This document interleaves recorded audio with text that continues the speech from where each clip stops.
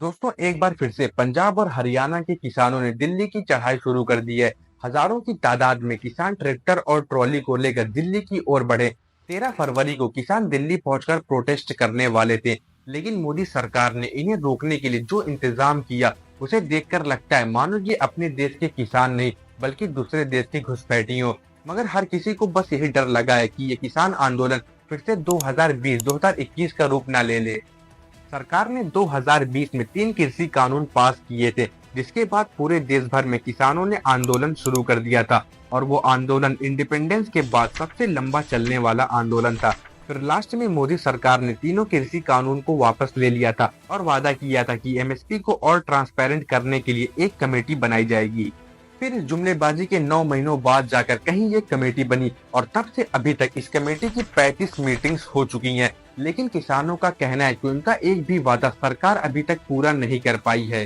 पर सवाल ये है कि किसान इस बार प्रोटेस्ट क्यों कर रहे हैं और उनकी वो 6 मांगे कौन सी जिसे सरकार पूरा नहीं कर रही है या फिर पूरा नहीं करना चाहती। और अगर सरकार एमएसपी को लीगल कर देती है तो इससे क्या असर पड़ेगा और क्यों एमएसपी को लीगल करना सरकार के लिए भी एक बहुत बड़ा चैलेंज है।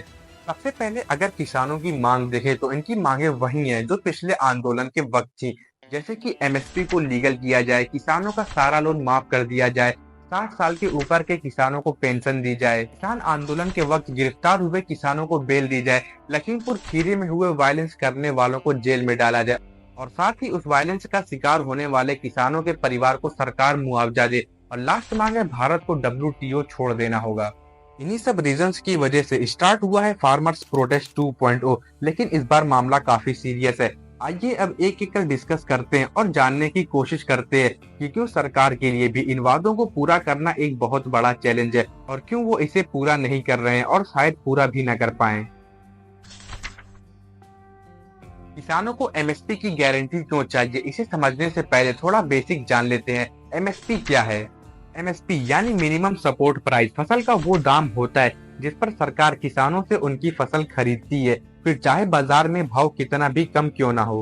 आपको बता दें कि भारत सरकार द्वारा एमएसपी की स्कीम 60 के दशक में तब लाई गई थी जब देश में लोगों को दाल चावल भी नहीं मिल पा रहा था और सरकार चाहती थी कि ऐसी फसलों को लगाकर देश की जरूरत पूरी की जाए। उसी टाइम किसानों को मोटिवेट करने के लिए एमएसपी की स्कीम लाई गई थी ताकि किसानों को अपनी फसलों के बदले रिटर्न की एक मिनिमम गारंटी दी जा सके। और आज के टाइम में सरकार का कहना है कि 23 फसलों पर एमएसपी दी जाती है। हालांकि सच में ऐसा होता नहीं, सिर्फ गेहूं और चावल पर ही एमएसपी मिलती है, बाकियों में मिल गया तो मिल गया वरना मुश्किल ही होता है कि मिले। पर किसानों को तो एमएसपी मिल रही है, फिर वो ये प्रोटेस्ट क्यों कर रहे हैं और आखिर सरकार इनकी मांगों को पूरा क्यों नहीं कर देती। तो वीडियो के शुरू में मैंने आपको बताया कि एमएसपी एक बड़ा चैलेंज है। एमएसपी की मांग में कई प्रॉब्लम है और सबसे बड़ी प्रॉब्लम है इन मांगों को पूरा करने के लिए जरूरी पैसा। बिजनेस टुडे की एक रिपोर्ट में इन मांगों को पूरा करने के लिए 10 लाख करोड़ रुपए खर्च करने पड़ेंगे। ऐसे में एक्सपर्ट्स का कहना है कि जिस एमएसपी को लेकर कानून बनाने की बात की जा रही है, अगर उस कानून को बना दिया जाए तो इतना पैसा आएगा कहां से? क्या सरकार डायरेक्ट या इनडायरेक्ट टैक्स को बढ़ाकर पैसे का इंतजाम करेगी? और अभी तो हम सिर्फ फसलों के लिए एमएसपी कानून से पड़ने वाले 10 लाख करोड़ की बात कर रहे हैं। इसके अलावा किसान 10,000 रुपए पेंशन, साल में 200 दिनों के लिए 700 रुपए दिहाड़ी के हिसाब से मनरेगा में रोजगार, मुफ्त बिजली और डीजल सब्सिडी की भी डिमांड कर रही है।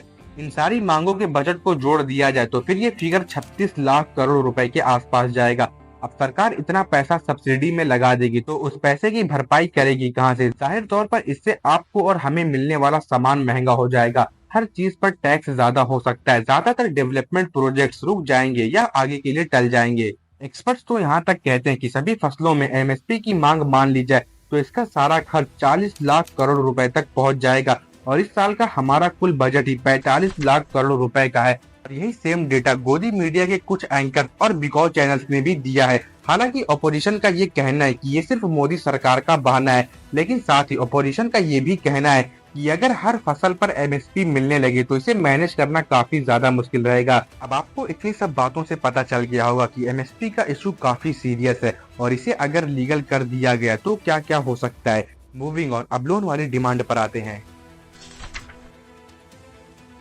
दोस्तों इसमें कोई शक नहीं है कि किसान हमारे देश के अन्नदाता हैं और नेशनल सैंपल सर्वे की रिपोर्ट के हिसाब से 52% farmers of India in debt और किसानों का एवरेज 74,000 रुपए कर्ज चुकाने में चले जाते हैं। और अगर सरकार चाहे तो इन कर्ज को माफ भी किया जा सकता है, पर इसमें भी एक प्रॉब्लम है। हमारे देश के लगभग 43% किसानों ने किसी न किसी प्राइवेट बैंक से लोन ले रखा है, और ऐसे में अगर सभी किसानों का कर्ज माफ किया गया तो इससे इन बैंक्स को नुकसान होगा, उनके स्टॉक्स और स्टॉक मार्केट गिरेगा। अगर मैं इसमें अपना ओपिनियन दूं तो हमारे देश में जिन किसानों के पास 3 एकड़ या 5 एकड़ से ज्यादा जमीन है, वो अमीर किसानों की लिस्ट में आते हैं। तो ऐसे किसानों का कर्ज माफ न करके इंटरेस्ट रेट को कुछ कम कर सकते हैं। पर जिन किसानों के पास इतनी जमीन नहीं है और ना ही कोई इनकम का रिसोर्स है, तो ऐसे किसानों का कर्ज माफ किया जा सकता है।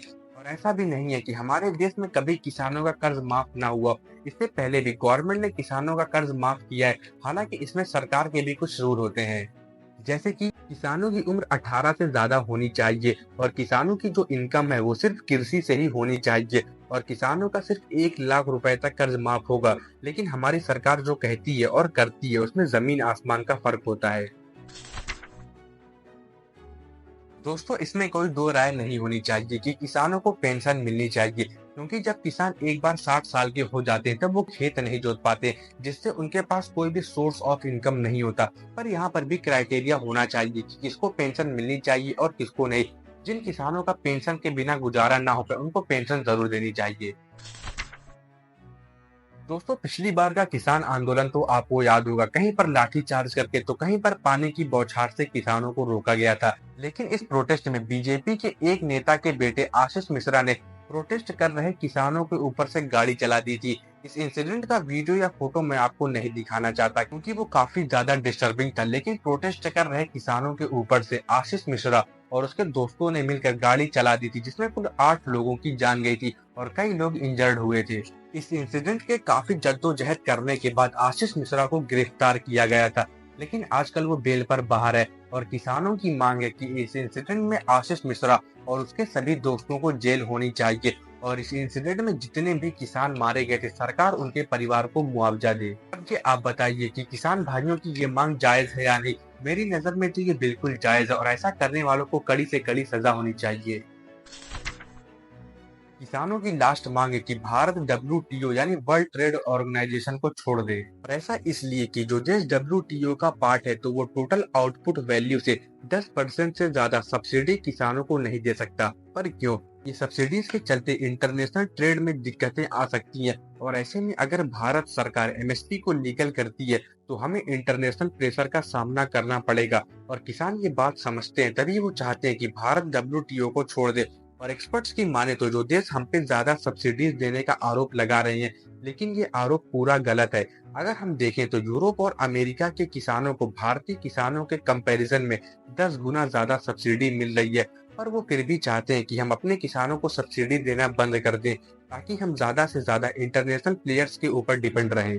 तो दोस्तों, ये रीजन है जिसकी वजह से स्टार्ट हुआ है फार्मर्स प्रोटेस्ट 2.0। वैसे इसके बारे में आप क्या सोचते हैं, हमें कमेंट बॉक्स में बताएं।